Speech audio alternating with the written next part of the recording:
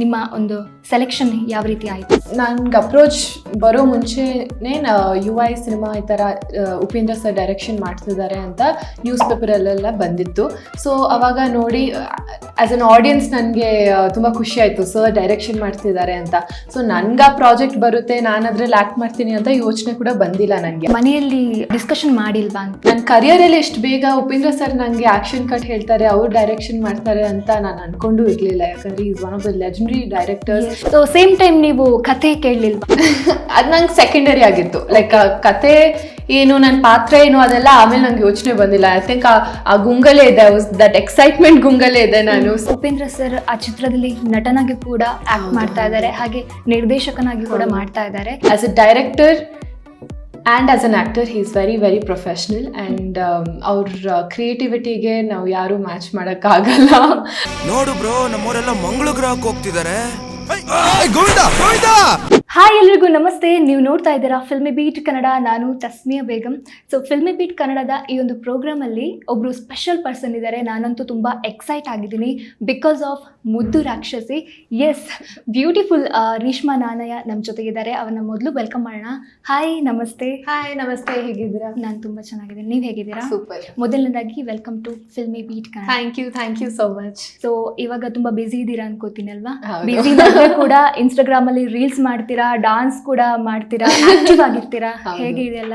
Active ಆಗಿರ್ಬೇಕಲ್ಲ. I think Instagrams ನಮ್ಮ social media platform cinema ಬಿಟ್ಟು, cinema ಅಲ್ಲದೆ ಒಂದು ಕನೆಕ್ಟ್ ಆಗ್ಬೋದು ಜನರ ಜೊತೆ ಆ್ಯಂಡ್ ಇಂಟ್ರ್ಯಾಕ್ಟ್ ಮಾಡ್ಬೋದು ಅಂದರೆ ನಮ್ಮ ಸೋಷಿಯಲ್ ಮೀಡಿಯಾನೇ. So I try being active. Actually ಸ್ವಲ್ಪ ಕಮ್ಮಿನೇ ಆ್ಯಕ್ಟಿವ್ ಇರೋದು. ನಂಗೆ ಮೆಸೇಜಸ್ ಬರ್ತಾ ಇದ್ದಾರೆ, ಮೇಡಮ್ ಎಲ್ಲಿದ್ದೀರಾ, ಯಾಕೆ ಆ್ಯಕ್ಟಿವ್ ಆಗಿಲ್ಲ ಅಂತ.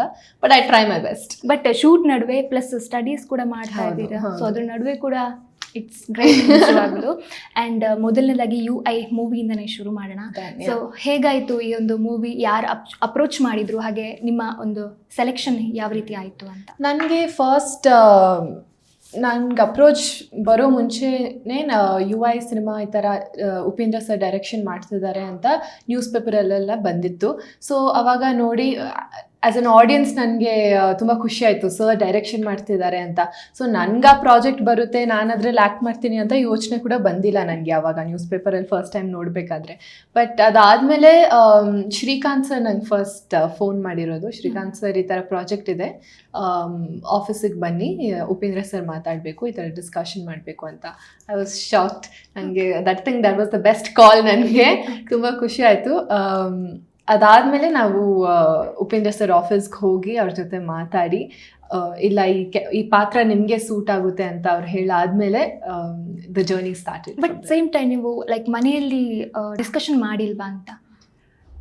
ಏನು ಡಿಸ್ಕಷನ್ ಅಂದರೆ ನಿಮ್ಮ ಡಿಸಿಷನ್ನೇ ಫೈನಲ್ ಅಂತ?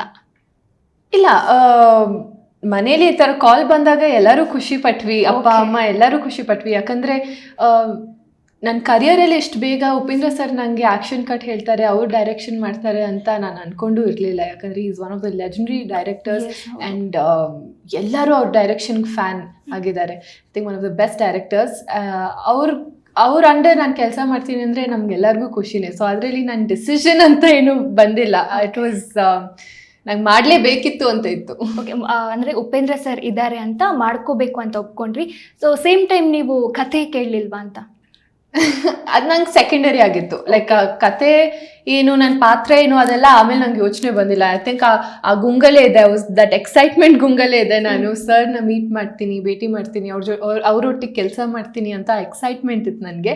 ಬಟ್ ಅದಾದಮೇಲೆ ಅವ್ರ ಆಫೀಸ್ ಹೋಗ್ಬೇಕಾದ್ರೆ ಅವ್ರ ಪಾಪ ಹೇಳಿದ್ರು ನನಗೆ ನನ್ನ ಪಾತ್ರ ಏನಿರುತ್ತೆ, ನನ್ನ ಕತೆ ಒಂದು ಜಸ್ಟ್ ಹೇಳಿದ್ರು. ಬಟ್ ಅದು ಬರ್ತಾ ಬರ್ತಾ ಚೇಂಜ್ ಆಗ್ತಾ ಇವಾಗ ಏನು ಬಿಟ್ಕೊಟ್ಟಿಲ್ಲ, ಇವಾಗ ಏನು ಎಕ್ಸ್ಪೆಕ್ಟ್ ಮಾಡಬೇಕು ಅಂತ ಗೊತ್ತಿಲ್ಲ ನನಗೆ. ಬಟ್ ನನ್ನ ಪಾತ್ರ ಹೇಗಿರುತ್ತೆ, ಅದಕ್ಕೇನು ಪ್ರಿಪ್ರೇಷನ್ಸ್ ಮಾಡ್ಕೋಬೇಕು, ಲುಕ್ ವೈಸ್ ಆಗಲಿ ಅಥವಾ ಪಾತ್ರದ ಡೈಲಾಗ್ಸ್ ಹೇಳಬೇಕಾದ್ರೆ ಆಗಲಿ, ಅದನ್ನ ನಂಗೆ ಹೇಳ್ಕೊಟ್ರು. ಸ್ಟಾರ್ಟಿಂಗ್ ಸೆಟ್ಗೆ ಹೋದಾಗ ಭಯ ಆಗಲಿಲ್ವಾ? ಖಂಡಿತ ತುಂಬ ಭಯ ಇತ್ತು. ಯಾಕಂದರೆ ದೊಡ್ಡವರು, ನಾನು ಇವಾಗ ತಾನೇ ಸ್ಟಾರ್ಟ್ ಮಾಡ್ಕೊಂಡಿದ್ದೀನಿ ಕರಿಯರ್ ಜರ್ನಿನ, ಇನ್ನೂ ಕಲಿತಾ ಇದ್ದೀನಿ. ಆ್ಯಕ್ಟಿಂಗ್ ಆಗಿರಲಿ ಅಥವಾ ಕ್ಯಾಮ್ರಾ ಹೇಗೆ ಫೇಸ್ ಮಾಡಬೇಕು, ಅದೆಲ್ಲ ಚಿಕ್ಕ ಚಿಕ್ಕ ವಿಷಯ ಡೈಲಿ ಕಲಿತಾ ಬರ್ತಾ ಇದ್ದೀನಿ. ಸೊ ಸರ್ ಡೈರೆಕ್ಷನಲ್ಲಿ ನನಗೆ ಖಂಡಿತ ಭಯ ಆಯಿತು, ಬಟ್ ಆ ಭಯ ಬರೀ ಫಸ್ಟ್ ಶಾರ್ಟ್ವರೆಗೂ ಇತ್ತು. ಯಾಕಂದರೆ ಸರ್ ಹೇಗೆ ಹ್ಯಾಂಡಲ್ ಮಾಡ್ತಾರೆ ಸಿಚುವೇಶನ್ನ, ಅಥವಾ ಒಂದು ಸೀನ್ನ ಹೇಗೆ ನಂಗೆ ಬಂದು ಎಕ್ಸ್ಪ್ಲೇನ್ ಮಾಡ್ತಾರೆ, ತುಂಬ ಪೇಷನ್ಸಾಗಿ ಎಕ್ಸ್ಪ್ಲೇನ್ ಮಾಡ್ತಾರೆ. ಆ ಕಂಫರ್ಟ್ ಲೆವೆಲ್ ನಂಗೆ ಕ್ರಿಯೇಟ್ ಆಯಿತು. ಆ್ಯಂಡ್ ಆ ಟ್ರಸ್ಟ್ ಬಿಲ್ಡ್ ಆಯಿತು. ಇಲ್ಲ, ನಾನು ತಪ್ಪು ಮಾಡಿದ್ರೇನು ತಿದ್ದಿ ಹೇಳ್ಕೊಡ್ತಾರೆ, ಆ ಫ್ರಸ್ಟ್ರೇಷನ್ ಏನೂ ಇಲ್ಲ. ಸೊ ಆ ಕಂಫರ್ಟ್ ಲೆವೆಲ್ ಬಿಲ್ಡ್ ಆಗ್ತಾ ಆಗ್ತಾ ಇಟ್ ವಾಸ್ ಆ ನರ್ವಸ್ನೆಸ್, ಭಯ ಎಲ್ಲ ಹೊರಟೋಯ್ತು. ಸೊ ಅಲ್ಲಿ ನಿಮಗೆ ಉಪೇಂದ್ರ ಅವರು ಗೊತ್ತಿದ್ದಾರೆ, ಬಟ್ ಟೀಮ್ ಅಂತ ಬಂದಾಗ ಯಾರೆಲ್ಲ ಆಲ್ರೆಡಿ ಗೊತ್ತಿರೋರು ಇದ್ರು? ಆ್ಯಕ್ಚುಲಿ ಯಾರೂ ಗೊತ್ತಿರೋರು ಇರಲಿಲ್ಲ. It was a new team. Cameraman sir ಆಗಿರಲಿ, ಡೈರೆಕ್ಷನ್ ಡಿಪಾರ್ಟ್ಮೆಂಟ್ ಆಗಿರಲಿ, it was a completely new team ನನಗೆ. ಬಟ್ ಅದೇ ಶೂಟಿಂಗ್ ಮುಂಚೆ ನಾವು ತುಂಬ ಸತಿ ಆಫೀಸ್ಗೆ ಹೋಗಿ ಲುಕ್ ಟ್ರಯಲ್ಸ್ ಆಗಿರಲಿ, ಅವಾಗವಾಗ ಆಫೀಸ್ಗೆ ಹೋಗ್ತಿದ್ದೆ ನಾನು. ಆವಾಗ ಎಲ್ಲರೂ ಪರಿಚಯ ಆದರು. I think the one of the sweetest people. Direction department ಅವರು ಎಲ್ಲರೂ, ಅಸಿಸ್ಟೆಂಟ್ ಡೈರೆಕ್ಟರ್ಸ್ ನಂಗೆ ತುಂಬ ಹೆಲ್ಪ್ ಮಾಡಿದ್ರು to get through the process. ಅದಾದಮೇಲೆ ಒಂದು ಸ್ಟ್ರಾಂಗ್ ಕನೆಕ್ಷನ್ ಬಿಲ್ಡ್ ಆಯಿತು ಅವ್ರ ಜೊತೆ. It was very comfortable. ಒಂಥರ ಫ್ರೆಂಡ್ಸ್ ಥರ ಮಾತಾಡಿಕೊಂಡು ಅವರು ನನಗೆ ಸಜೆಷನ್ಸ್ ಕೊಡ್ತಾ, it was we created that comfort space. Okay. And Upendra sir ಆ ಚಿತ್ರದಲ್ಲಿ ನಟನಾಗಿ ಕೂಡ ಆ್ಯಕ್ಟ್ ಮಾಡ್ತಾ ಇದ್ದಾರೆ, ಹಾಗೆ ನಿರ್ದೇಶಕನಾಗಿ ಕೂಡ ಮಾಡ್ತಾ ಇದ್ದಾರೆ. ಸೊ ಯಾವ ರೀತಿ ಅವರ ಡೈರೆಕ್ಷನ್ ಯಾವ ರೀತಿ ಇದೆ ನಿಮ್ಗೆ ಗೊತ್ತಿರೋ ಪ್ರಕಾರ? ಐ ಥಿಂಕ್ ಅದು ನಂಗೆ ಒಂದು ವಿನ್ ವಿನ್ ಸಿಚುವೇಶನ್ ಆಯಿತು. ಡೈರೆಕ್ಷನು ಅವರೇ ಮಾಡ್ತಿದ್ದಾರೆ, ಅದರಲ್ಲಿ ಆ್ಯಕ್ಟು ಕೂಡ ಅವ್ರು ಮಾಡ್ತಿದ್ದಾರೆ. ಸೊ ನಂಗೆ ತುಂಬ ಖುಷಿ ಇತ್ತು. ಯಾಕಂದರೆ ಅವ್ರ ಡೈರೆಕ್ಷನಲ್ಲಿ ಮಾತ್ರ ಅಲ್ಲದೆ ಅವ್ರ ಆ್ಯಕ್ಟಿಂಗ್, ಅವ್ರ ಸ್ಕ್ರೀನ್ ಸ್ಪೇಸು ಜೊತೆಲಿ ಶೇರ್ ಮಾಡ್ತಿದ್ದೀವಿ ನಾವು ಅಂತ, ಅದೊಂದು ಖುಷಿ ಇತ್ತು. As A director and as an actor he is very very professional. And ಅವ್ರ ಕ್ರಿಯೇಟಿವಿಟಿಗೆ ನಾವು ಯಾರೂ ಮ್ಯಾಚ್ ಮಾಡೋಕ್ಕಾಗಲ್ಲ. ಅಷ್ಟು ಕ್ರಿಯೇಟಿವ್ ಆಗಿ ವರ್ಕ್ ಮಾಡ್ತಾರೆ. ಆ್ಯಂಡ್ ಸೆಟ್ಟಲ್ಲಿ ಅವ್ರನ್ನ ನೋಡಿಕೊಂಡು ನಾನು ತುಂಬ ಕಲ್ತಿದ್ದೀನಿ as an actor, and personally ತುಂಬ ಕಲ್ತಿದ್ದೀನಿ ಅಂತ ಐ ಕ್ಯಾನ್ ಸೇ. ಅಲ್ಲಿ ಹೆಂಗಿರುತ್ತೆ ಅಂದರೆ ಆ ಸೆಟ್ ಹೆಂಗಿರುತ್ತೆ? ಸ್ಟ್ರಿಕ್ಟ್ ಆಗಿರುತ್ತಾ ಅಥವಾ ಫನ್ನಿ ಆಗಿರುತ್ತಾ? ಸೊ ಯಾವ ರೀತಿ ಎಂಜಾಯ್ ಮಾಡಿದ್ರಿ? ಇಲ್ಲ, ಖಂಡಿತ ಸ್ಟ್ರಿಕ್ಟ್ ಅಂತೂ ಇಲ್ಲ. ಯಾಕಂದರೆ ತುಂಬ ಸ್ಟ್ರಿಕ್ಟ್ ಆಗಿಬಿಟ್ರೆ ಕೆಲಸ ಮಾಡೋಕ್ಕೆ ಅಟ್ಮಾಸ್ಫಿಯರ್ ಕ್ರಿಯೇಟ್ ಆಗಲ್ಲ. I think sir was very fun. ತುಂಬ ಎಲ್ಲ ನಗ್ನಗ್ತಾ ಕೆಲಸ ಮಾಡ್ತಾರೆ, ಖುಷಿಯಿಂದ ಕೆಲಸ ಮಾಡ್ತಾರೆ. ಆ್ಯಂಡ್ ನಾವು ನೋಡ್ಬೋದು ಸರ್ ಲೈಕ್ ಕಂಟಿನ್ಯೂಸ್ ಯೋಚನೆದಲ್ಲೇ ಇರ್ತಾರೆ. ಏನು ಮಾಡಬೇಕು, ಏನು ಹೊಸದಾಗಿ ಏನು ಮಾಡ್ಬೋದು ಅಂತ ಆ ಡೈರೆಕ್ಷನ್ಸ್ ಕೊಡ್ತಾ ಇರ್ತಾರೆ ನಮಗೆ.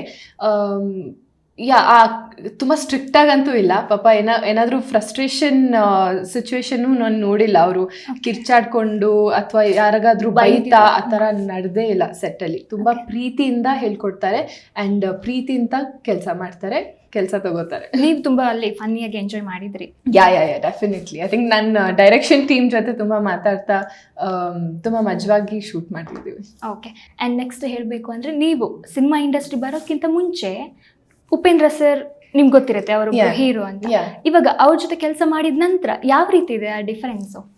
ಐ ಥಿಂಕ್ ಕೆಲಸ ಮಾಡೋ ಮುಂಚೆ ನನಗೆ ಉಪೇಂದ್ರ ಸರ್ ಮಾಡಿರೋ ಕೆಲಸ ನೋಡಿದ್ದೀನಿ. ಅವ್ರು ಮಾಡಿರೋ ಕೆಲಸ ಮೇಲೆ ತುಂಬ ಗೌರವ ಇದೆ. ಆ್ಯಂಡ್ ಅವರು ಎಂತೆಂಥ ಒಳ್ಳೊಳ್ಳೆ ಸಿನಿಮಾ ಕೊಟ್ಟಿದ್ದಾರೆ ಅಂತ ತುಂಬ ನೋಡಿದ್ದೀನಿ. ಅಷ್ಟೇ ಗೊತ್ತಿರೋದಲ್ಲ, ನಾನು ಕೆಲಸ ಮಾಡೋ ಮುಂಚೆ ಅಷ್ಟೇ ಗೊತ್ತಿತ್ತು ನನಗೆ. Okay, he's a amazing director and an amazing actor ಅಂತ ಗೊತ್ತಿತ್ತು. ಬಟ್ ಅವ್ರ ಜೊತೆ ಮಾತಾಡಿ, ಅವ್ರ ಜೊತೆ ಒಟ್ಟಿಗೆ ಕೆಲಸ ಮಾಡಿ ಅವ್ರ ವ್ಯಕ್ತಿತ್ವ ಬಗ್ಗೆ ಗೊತ್ತಾಯಿತು. What a kind hearted person he is ಅಂತ. ಯಾರ ಜೊತೆ ಆಗಲಿ, ಯಾರೇ ಬಂದ್ರೂ ತುಂಬ ಪ್ರೀತಿಯಿಂದ ಇಂಪಾರ್ಟೆನ್ಸ್ ಕೊಟ್ಟು ಮಾತಾಡಿಸ್ತಾರೆ. ಇವಾಗ ಯಾರಾದರೂ ಬಂದರೆ ಓಕೆ ಹಾಯ್ ಅಂತ ಸುಮ್ಮನೆ ಒಂದೆರಡು ಮಾತಾಡಿ ಕಳಿಸ್ಬಿಡಲ್ಲ. ಅವ್ರ ಜೊತೆ ಕೂತ್ಕೊಂಡು ಅವ್ರ ಮಾತನ್ನ ಕೇಳಿ, ಅಷ್ಟು ಬ್ಯುಸಿ ಇದ್ರು. ಅಷ್ಟು ಬ್ಯುಸಿ ಇದ್ರು, ಅವ್ರ ಮಾತನ್ನ ಕೇಳಿ. And he's a good listener. Like ಸುಮ್ಮನೆ ಕೇಳ್ತಾ ಅವ್ರ ಪಾಡಿಗೆ ಅವ್ರು ಏನೋ ಕೆಲಸ ಮಾಡ್ತಾ ಆ ಥರ ಇಲ್ಲ. ಅವ್ರಿಗೆ ಇಂಪಾರ್ಟೆನ್ಸ್ ಕೊಡ್ತಾರೆ ಆ್ಯಂಡ್ ಆ ಟೈಮ್ ಕೊಡ್ತಾರೆ. ಇವಾಗ I think that's the best gift, time ಅಂತ ಹೇಳ್ಬೋದಲ್ಲ. So he gives a lot of time to whoever comes and speaks to him.